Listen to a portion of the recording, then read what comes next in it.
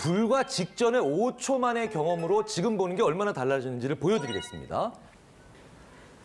한번 따라해 보세요. 지금 이게 뭔지. 사람. 네, 사람. 네. 또 할아버지. 네, 할아버지 뭐, 네. 할아버지? 네. 파마머리. 네. 그다음에 안경 쓴 사람? 자, 또 보겠습니다. 밑에 거. 안경 쓴 사람 아니야? 닭. 공자. 토끼. 개. 고양이. 쥐. 안경 쓴 자, 사람. 보세요. 네, 같은 거예요.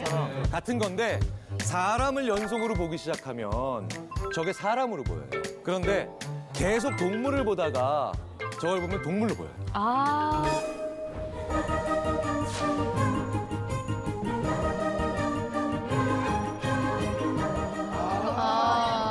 눈, 코, 귀. 계속 동물. 감기같이 생겼어.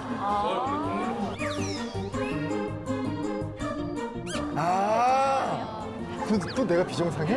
야, 오늘 무슨 뭐 민속장터 온 것 같습니다. 전부 다 지금 계속 이걸 믿어야 돼 말아야 돼. 정상인 거지? 이 이야기는 뭐냐면요. 직전의 경험이 뭐를 만났냐가 엄청난 생각의 차이를 만들어낸다는 겁니다. 인간이기 때문에 어쩔 수가 없습니다. 그리고요, 이걸 조금 더 일상생활에 돌려서 보자면요. 바로 아까 보셨던 그런 그림 때문에 우리는 면접을 오전에 봐야 돼요. 지금도 우리나라뿐만 아니라 전 세계 대부분의 국가에서 부정할 수 없는 사실 중에 하나가 오전에 본 면접자들이 더 많이 뽑혀요. 이상하게. 오전에 10명을 보고 오후에 10명을 본다고 쳤을 때 오전에는요. 기존 정보가 별로 없죠. 그러니까 그 사람의 특이한 장점을 보기가 쉬워져요. 네. 오전에 10명을 보고 오후에 10명을 본다고 쳤을 때 오전에 10명을 딱 보면 이 중에 아주 좋은 자기만의 장점을 가진 사람이 한 5명이 생기겠죠. 그럼 이 5명을 보고 야, 그 친구들 괜찮았어. 그러면서 점심을 먹는데 이 점심 먹는 1시간 동안 면접관의 머리에서는 어떤 일이 벌어지냐면 이 뛰어난 장점을 가졌던 5명의 장점이 합쳐져요. 그래서 이상적인 지원자의 모습이 만들어집니다. 네. 그러면 오후에 들어오는 10명의 지원자는요, 누구랑 싸워야 됩니까? 존재하지도 않는 그 이상적인 누군가랑 싸워야 됩니다. 맞네. 인간은 무엇을 경험하고 살았느냐, 내가 어떤 삶을 살았느냐가 철저히 내가 이 순간에 보는 걸 결정을 해요. 자, 이건 뭐처럼 느껴지세요? 걸어가는 거. 사람 걸어가는 거요? 네. 대부분의 분들은요, 이게 사람이 걸어가는 걸로 느껴요. 나는 그렇게 안 느껴진다. 혹시 계신가요? 한 분 계시죠? 어떻게 생각하세요? 별자리요? 별이 이렇게 경거망동하게 움직이나요? 바로 이런 게 창의적이고 혁신적인 그 아이디어입니다. 이런 분들. 자, 한 점 한 점만 따로따로 떼어내서 보십시오. 전혀 사람과 아무 일도 없죠. 근데도 우리는 저런 형태를 수없이 많이 보니까 그걸 암시하는 듯한 점의 분포나 운동만 봐도 이런 걸 느낀다는 거죠. 제가 굉장히 좋아하는 말 중에 하나가 아이들은 어른들의 생각보다 똑똑하고 어른들은 아이들의 생각보다 똑똑하지 못하다는데요. 내가 어떤 경험을 어떻게 했느냐에 따라서 사람들이 이렇게 달라지잖아요. 그러면 경험이 많으면 많을수록 역으로 치자면 착각의 확률은 더 높아지겠죠. 아이들은 그래서 착시를 더 적게 경험한다는 연구들이 꽤 많습니다. 세상에 대한 정보가 아직 그렇게 많지 않으니까 오히려 더 우리 어른들보다도 정확하게 세상을 파악하는 거예요. 아이들이 그렇게 우리보다 떨어지거나 아니면 부정확하거나 뭘 잘 모르는 게 아닙니다. 실제로 아이들이 어른들보다도 훨씬 더 정확하게 세상을 판단하는 증거는 도처에 있습니다. 실제로 아이들이 굉장히 재밌는 것을 넘어서서 엄청난 결과를 예측하는 경우도 굉장히 많습니다. 왜 우리 선거하잖아요. 선거하면요. 뭐 이제 뭐 기호 1번, 2번, 3번 이렇게 있잖아요. 그럼 쭉 봅니다.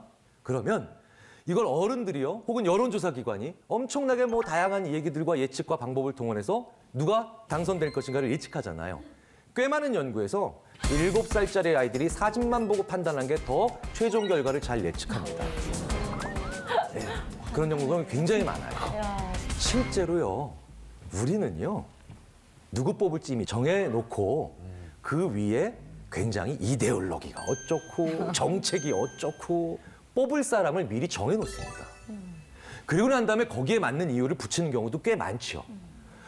자, 연구들을 종합해보면 아이들에게 가장 정확한 반응, 진실된 반응을 끄집어내고 그리고 최종 결과에도 가장 부합되는 결과를 만들어내는 질문이 이겁니다. 누가 제일 좋죠?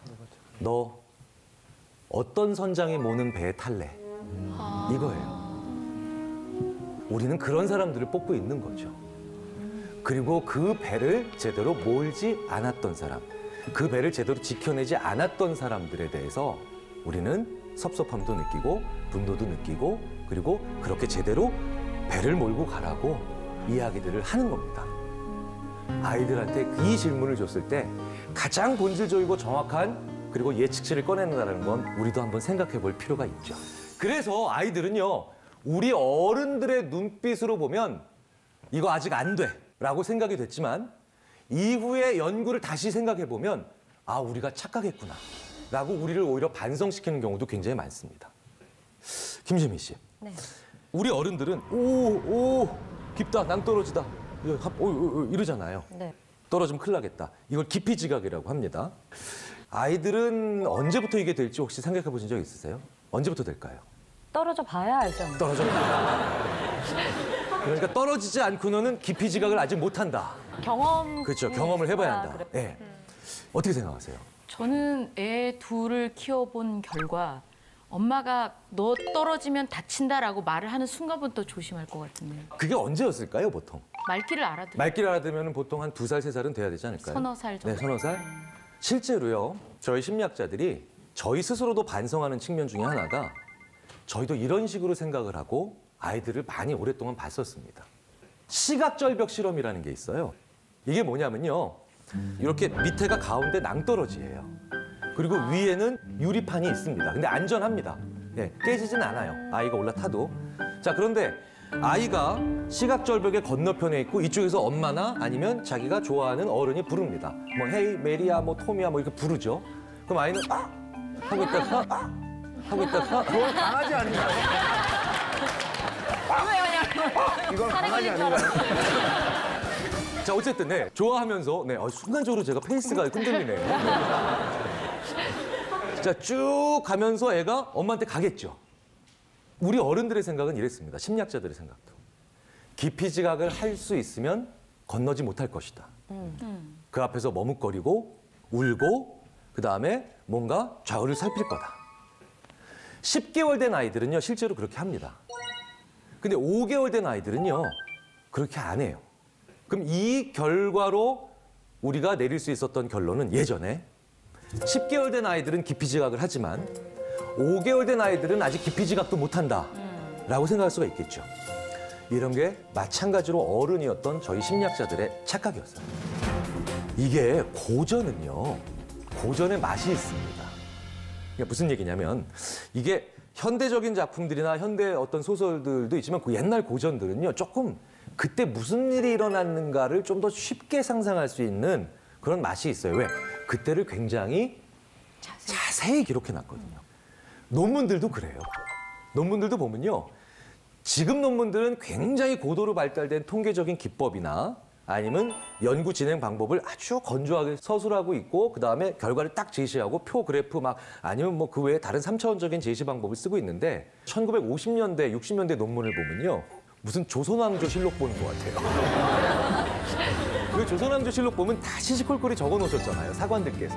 심지어는 왕이 그런 얘기는 빼거라 했는데 왕이 빼라고 하셨습니다. 이런 얘기도 적어놓는 것처럼 예전 논문에는 좀 그런 게 있어요. 예, 그래서 그 논문을 다시 꺼내서 읽어보면 이 시각절벽 실험을 했던 뭔가 석연찮은 대로 뭔가 이상해요. 왜? 저희가 그때 일어났던 일을 다시 복기를 해보면요. 5개월 된 아이들은 그때 당시에는 멈춰서지 않고 울지 않고 두려워하지 않았기 때문에 기피 지각을 못했다라고 생각을 했는데 실제로 그 5개월 된 아이들이요. 그 기록들을 종합해보면 그 앞에서 재밌어요. 그러니까 뭔가 다른 걸 아는 거예요. 호기심이 보여요. 심지어는 거기서 더 머무르려고 해요. But when the mother stood at the far side, nearly all the babies refused to go to her, like this one. Katie, But after a child has been crawling for about a month, a change occurs. Katie, what are you doing? You can crawl. Come here. Would like to cross over, 근데 이게 뭐겠습니까? 우리는 방금 전에 이지연 아나운서께서 말씀하셨던 것처럼 무서워하는 것과 기피 지각을 동일시했어요.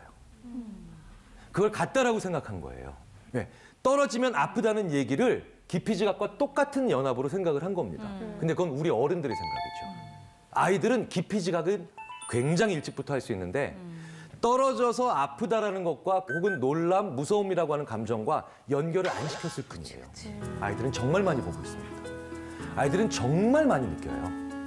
그래서 아이들은 더 정확하게 볼 수도 있고 우리 어른들보다 심지어는 우리가 예측하지 못하는 것들도 예측할 수가 있는 겁니다. 자, 그렇다면 우리가 한번 이쯤에서 인간의 감각이라고 하는 게 이렇게 여러 가지가 연결이 되니까 실제로 이게 장애가 있으신 분들조차도 이게 연결이 되는가를 한번 생각을 해봐야 되죠. 굉장히 재밌는 혹은 의미 있는 생각을 한 연구자들이 실제로 있습니다. 우리 뇌에서 시각 장면을 처리하는 데가 시각표실 후두엽이죠. 우리 시각장애 있으신 분들 있잖아요. 시각장애이신 분들이 굉장히 아름다운 풍경이 그려져 있는 장면이 기록되어 있는 그런 점자 소설책을 읽습니다. 손가락으로. 자, 그러면 이분들의 시각피질은 활동을 할까요, 안 할까요? 해요. 상당히 활발합니다. 뇌에 상당히 많은 영역을 씁니다. 특히 시각적인 장면도 굉장히 많이 쓰세요. 이분들이 눈을 통해서 못 보시지만요. 사실은 보시는 거예요. 우리 인간의 감각은 동떨어져 있지 않습니다. 이게 동떨어져 있다라면요. 그 정보 하나만 가지고도 꽤 많은 걸 알 수 있지만 우리는 오히려 연합을 시켜놨기 때문에 하나만 떨어진 감각들은 별로 의미가 없어요. 자, 김지임 씨 한번 잠깐만 나와보세요. 자, 어떤 감각이 동떨어져 있을 때 얼마나 의미가 없는지를 말씀을 드리겠습니다. 아무 노래나 여기 계신 분들이 다 알만한 노래 하나를 속으로 생각하세요. 네. 네. 그리고 하지 마시고요. 손으로만 한번 딱딱 거기에 맞게 쳐보세요. 마실 수 있으실 것 같아요? 자, 한번 해보겠습니다. 자, 시작.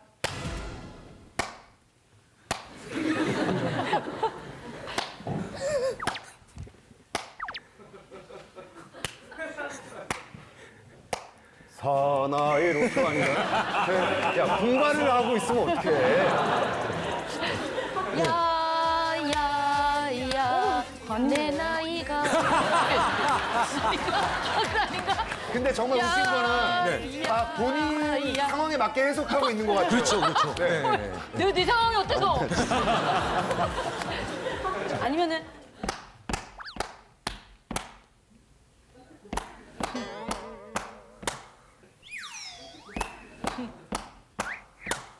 정말 모르겠어요. 아 답답해. 답답하죠. 모르겠어요? 답답하죠. 네. 저도 모르죠, 당연히. 이게 무슨 노래인데요? 생일 축하합니다. 아, 생일 축하합니다. 네. 그렇군요. 네. 네. 바보. 네. 혹시 아신 분 계셨어요? 안 계시죠? 이게요, 엘리자베스 뉴턴이라고 하는 심리학자가 1990년에 자기 박사학위 논문을 쓰다가 네. 발견해낸 재밌는 현상인데 나한테 아무리 쉬운 거라도요, 내가 한 종류의 감각의 정보만 제공을 하면 남은 절대로 못 알아듣는다는 얘기를 보여준 실험이에요. 그래서 이걸 지식의 저주 현상이라고 합니다. 네. 네, 아니, 그러니까 저주를 받으셨다는 게 아니라, 네네. 이만큼 어떤 감각은 서로 교류를 해야 되는데 하나만 존재시킨다라고 하는 건 안 된다는 거죠. 시각장애가 있으신 분들도 그렇기 때문에 능동적으로 교환을 하고 계시다는 거예요. 그래서 심지어는 아주 재미있는 아이디어로 혹은 아주 흥미로운 아이디어로 이게 발전되는 경우도 있습니다. 귀로 보게 할 수가 있는 거예요.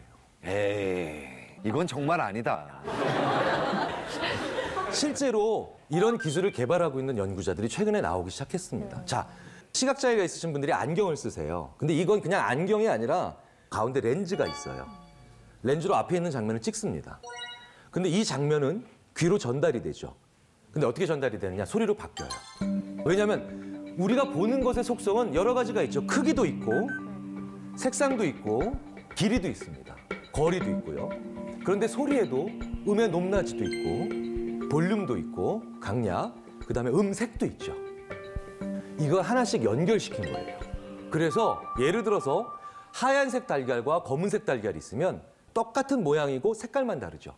그러면 카메라가 이렇게 소리로 바꿉니다. 하얀색 달걀은 잉 이렇게 바꿔요. 근데 검은색 달걀은 잉 이렇게 바꿔요. 근데 그게 훈련이 되면요. 걸어가는데 거의 지장이 안 생깁니다. 등산도 할 수 있게 돼요. 이분들이. 예. 자, 그러니까 인간의 감각에 대한 아이디어는 정말 다양할 수밖에 없죠. 자, 그렇다면 여기서 끝나느냐? 그게 아닙니다. 가끔씩 뭐가 커 보이는 것도 여기서 설명이 돼야 되죠. 자, 무슨 얘기냐? 1940년대에 브루노라고 하는 사람이